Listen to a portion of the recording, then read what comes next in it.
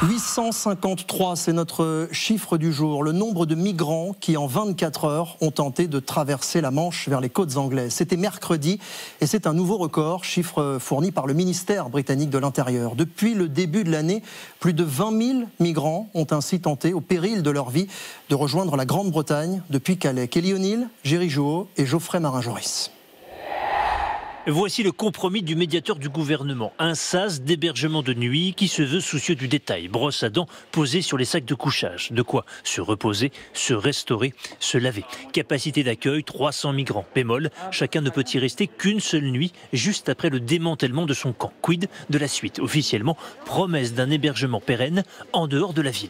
On leur propose le lendemain matin des orientations vers des hébergements en dehors de Calais. On va essayer d'accélérer les créations de places dans les Hauts-de-France et utiliser des places ailleurs pour faire en sorte justement que ce point ici ne devienne pas un lieu de fixation. La maire de Calais, elle, redoute une jungle bis 5 ans après le démantèlement de la précédente. 2 jours après la création du sas, elle demande sa fermeture. Je sais très bien que si un campement commence à s'ouvrir à Calais, on va passer de 50 à 300 à 600 à 1000, 1500. Nous sommes allés jusqu'à 10 000. Défiance partagée par les associations d'aide aux migrants. Pour elles, ce sas est l'antichambre d'une expulsion du pays. Dans le sas qui est proposé, il y a 300 places, sachant qu'en ce moment, il y a environ 1500 personnes à Calais. Donc c'est une sorte de plan renfort, c'est ce qui est proposé depuis des années et qui n'a pas réglé la situation. Objectif de la majorité de ces migrants, rejoindre la Grande-Bretagne à seulement 25 km de là. Je suis là pour tenter en Angleterre, oui.